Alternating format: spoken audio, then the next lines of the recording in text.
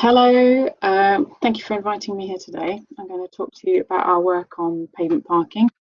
Just a bit of an update on our work because we've been working on this for quite a long time.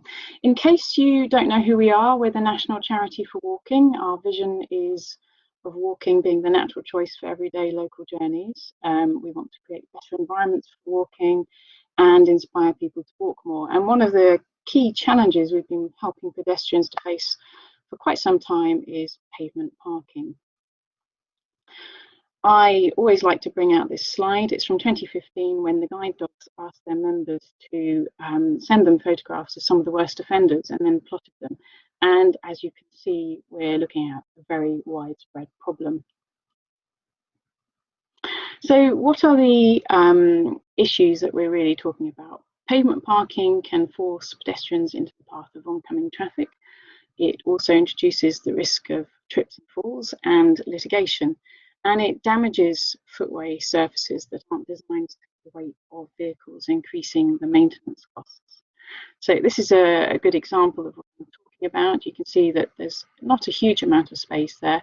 If you're in a wheelchair, a mobility scooter, if you've got a buggy pushing that along with young children, or even if you're trying to walk with another adult side by side who might need support, for example, an older person, that might actually restrict your freedom to move around outside.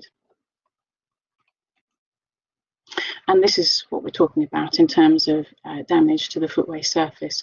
So in 2018, the AA actually did a freedom of information request asking local authorities across the UK about trips and falls, and found that in the previous year, so 2017-18, they'd received over 10,000, I think it's 10,300 personal injury claims for trips and falls as a result of the state of payments, costing the public purse over £2 million. So, you know, it's a real problem. And we did our own FOI in that same year, asking local authorities, you know, have you had letters of complaint about pavement parking? And 94% of those who responded in England and 87% of those who responded in Wales had received letters of complaint from members of the public. So I'm just going to perhaps cover a little bit of the legal framework, because it is one of these grey areas. You're not actually allowed to drive on a footway, but in most places you won't be penalised for parking there, apart from in London, where you have the Greater London Act from 1974. And outside London, Exeter also has the Exeter City Act. These are both bylaws. And the thing is that the use of bylaws now is not encouraged for dealing with pavement parking. The Traffic Regulation Act 1988 is seen as the main tool in the use of traffic regulation orders. So where does that take us? If we look at the remaining framework, we have the Traffic Management Act 2004, which decriminalised parking. So it transferred the power to manage parking from the police to local authorities. So local authorities use civil enforcement officers to enforce parking contraventions, and they can use traffic regulation orders to prohibit pavement parking on individual streets or areas.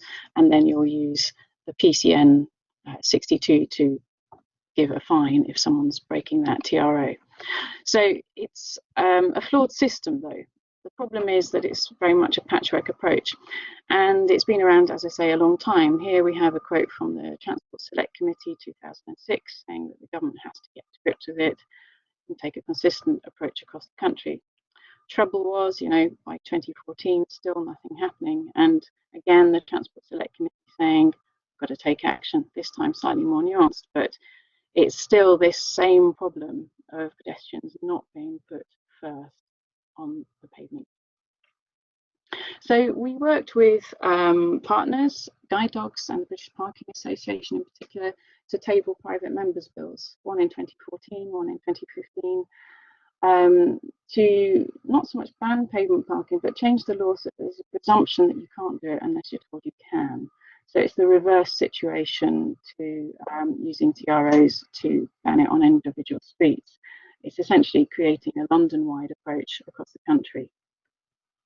The second private members' bill was withdrawn by Simon Hoare after the government made a commitment to actually review the legislation.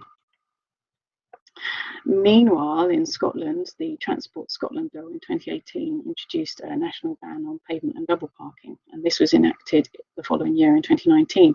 So here we actually have a bit of legislation that's come into force, and we're not quite sure how long it will take to be enacted, because the local authorities have to review all their streets to see where they will or won't allow pavement parking. As you can imagine, that's quite a time-consuming and slightly costly exercise. But this is what London had to go through back in the 1970s. And once you've actually done that kind of audit, you can then start to manage the situation much more systematically.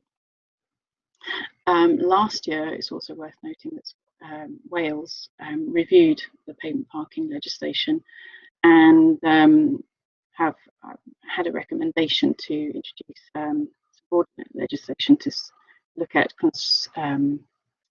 the obstruction of the footway and make that an enforceable offence.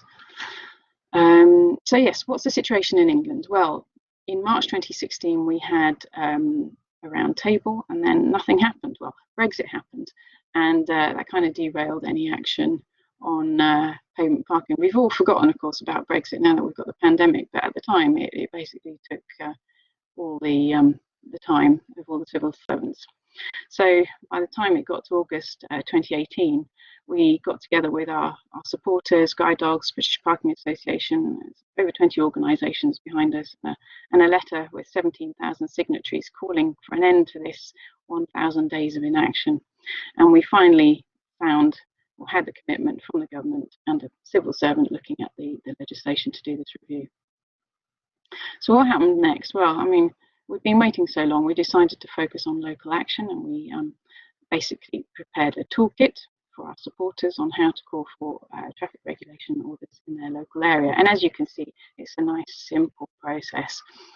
In fact, when we'd done the FOI in 2018, we found that only 37% of local authorities had actually used TROs to manage pavement parking in the previous 2-year period. Then last year, finally, we actually had a consultation on pavement parking from the government to look at the situation in England, and they made 3 proposals to, first of all, simplify the traffic regulation process, which they were in the process of doing anyway, to decriminalise obstruction so that it could be enforced by civil enforcement officers instead of the police, and thirdly, to change the law to have a national ban on pavement parking. We're yet to hear from the government in terms of the outcome of that consultation. Obviously, we've had the pandemic get in the way. I think it's most likely we'll see the obstruction decriminalised, which would then allow civil enforcement officers to deal with the most problematic cases. So yes, we wait with bated breath, but that's what we've been doing. Thank you very much.